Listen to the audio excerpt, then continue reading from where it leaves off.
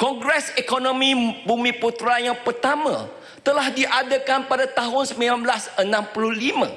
Kongres Ekonomi Bumiputera kedua diadakan tahun 1968. Setelah 50 tahun kita masih lagi mengadakan Majlis Kongres Ekonomi Bumiputera bersiri-siri. Tetapi kononnya dikatakan gagal. Kongres Ekonomi Bumiputera 2024 akan kita adakan tahun depan nanti. Kongres ini bermula semasa saya berumur 3 tahun. Dan hari ini saya sudah melebihi 60 tahun. Harapan saya, Kongres Ekonomi Bumiputera ini adalah kongres ekonomi akhir, dan di masa-masa depan kita dapat mengadakan kongres ekonomi negara dan seluruh Malaysia, bangsa Malaysia. Negara tidak akan maju ke hadapan sekiranya kongres sedemikian bertumpu pada golongan, khususnya elitis Melayu, yang seringkali menyalahgunakan kuasa, menyalahgunakan pengaruh dan kedudukan mereka untuk menjutawankan diri tetapi memiskinkan negara. Apabila negara miskin, mundur dan berhutang, akhirnya rakyat mahin kebanyakan, yakni orang Melayu lah yang akan dibelenggukan. Maka sudah tiba masanya kita selamatkan negara dan bangsa Malaysia dan tidak meneruskan dengan agenda perampasan kekayaan negara atas nama agenda Melayu. Lebih banyak wang dan dasar peruntukan besar diberi, lebihlah rakus dan tamak haloba orang-orang yang berkuasa yang akan terdesak untuk mencari kepentingan atau menyalurkan kewangan yang besar ini kepada diri mereka ataupun kroni dengan pelbagai cara dan ikhtiar, dan di mana undang-undang tidak dapat membuktikan. Kekayaan yang dibolok mereka dan keuntungan yang diperolehi golongan elitis ini akan mengalir keluar negara melalui perbelanjaan bercuti-cuti di London dan Paris. Saya percaya perbelanjaan dan pemberosan ini kalau dikawal dan disalurkan kepada umum ke arah agenda pembinaan negara, rata-rata orang Melayu yang akan menerima manfaat dan keuntungan dari pentadbiran yang baik.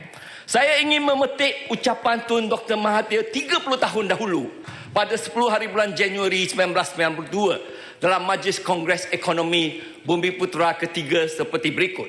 Perlindungan politik seperti yang terdapat sekarang bukanlah perkara yang kekal. Hari ini sudah ada orang Melayu yang sanggup mengenepikan kepentingan orang Melayu kerana ingin tempat tertentu bagi diri sendiri. Dan orang Melayu pun bukan bersatu hati, tetapi semakin berpecah dan lebih asyad bersengketa sesama sendiri. Dalam pada itu, ada pula jenis orang Melayu yang memandang ringan apa yang ditafsir sebagai kekayaan di dunia dan sanggup melemahkan diri sendiri dan orang Melayu demi kepentingan kononnya perjuangan keislaman mereka. Saya risau kongres-kongres ini hanyalah semata-mata agenda atau platform-platform untuk mengaut keuntungan untuk diri sendiri. Apabila saya membaca tulisan Dennis Ignatius, bekas duta, seperti berikut, dengan izin. How anyone can claim that the Malays are falling behind is of course puzzling. The economy today is firmly in the hands of Bumiputera through GLCs, Malay-owned corporations.